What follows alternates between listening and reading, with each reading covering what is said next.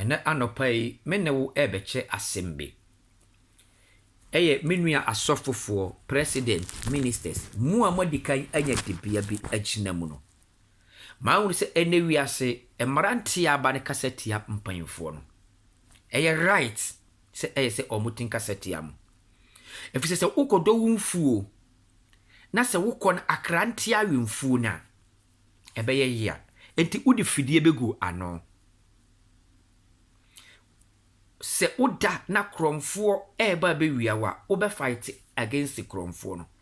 enti se bi apeja wo se brabet na so manenya president oto aba we stay in time na ohunu se ade na ode maawo no ade panima omo se wo eka anibre obekasa atiawo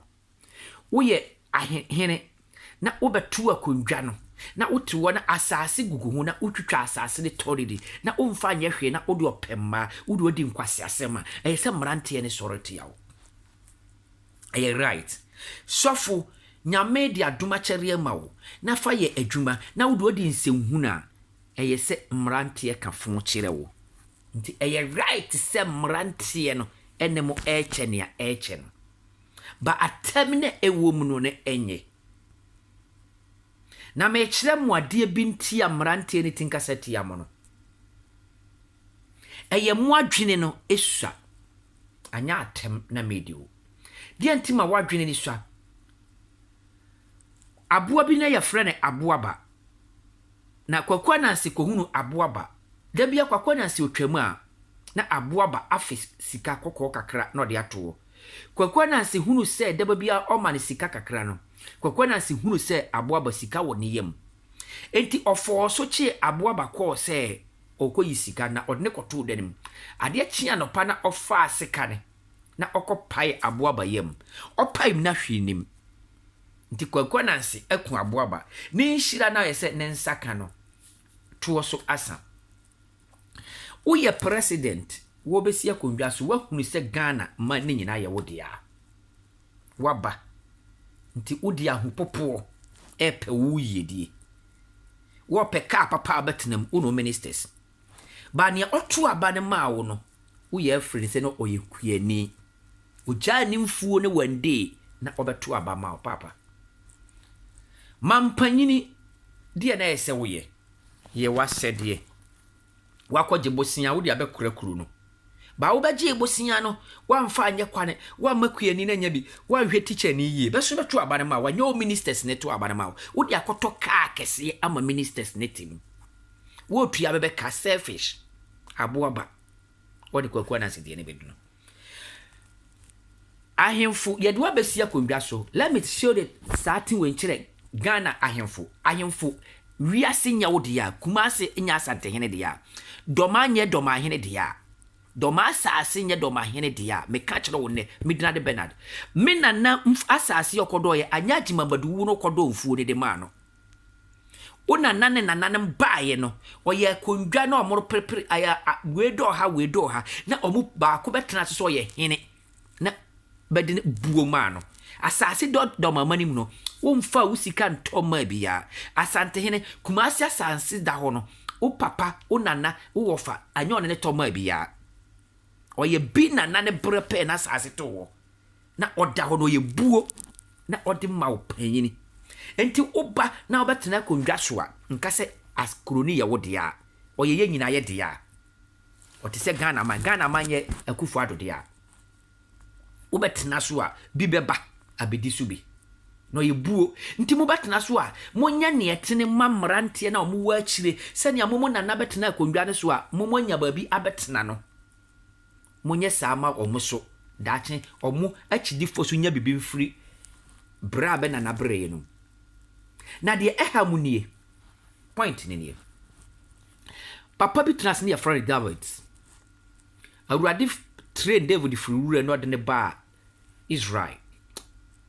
na David be ye hene oba first na Saul ho na menko Saul secret ne so part 2 no mekire mo Saul on Ghana ahenie senia esikosi ye kwa menkonoma on Saul ahenie is a different woman ba se sere babi amede ko ni te mekire mo ade David be wo babi e friend Solomon awurade ne kan Solomon ho ntam na ye ne si akondwa so David ye defo ba Solomon bae no ohunu se abetu sika abetu apongo abetu ajapade enti se okasa odi sika ne de na opa obenya bi na Awurade bisa Solomon asem bi na Solomon ankasa Awurade mani sika biem ankasa omane ka biem na obisa nyansa furu Awurade Nyankopon nkyene nyansa no odi wuru ne man no asante hene do ma hene nkra hene asofofo a mosi so hwande abisa nyansa afuru Awurade Nyankopon odi wuru ne man odi wuru ne church mo pere ne amobedi sika enti da bia mo bete fon ewo mo anom mo ma Awurade mmara mo abrabom na mo misa nyansa mfiri Awurade Nyankopon asante hene obeto akondwa no sika kokko wo ho do ma hene obeto akondwa no sika kokko wo ho don no suguo die na ese obeya ma don nani age ese obisa nyansa mfiri Awurade wo enti ade bia obeye no obeso man nani bi ontimi nkasenti yawo na wo so obeya ade ama wudini akasa ase so sani amote Solomon dine no David dine no eye nyansa na obisae Ghana president moka kwa Nkrumah asem buzi asem se omo anye nyansa amfa anye akondwa na senka wontimi metena so biem Akufo-Addo mo misa nyansa amfra Awurade Nyankopon na munja sika no a mo Russia modi nsehunu no medina de BENARD ASANTE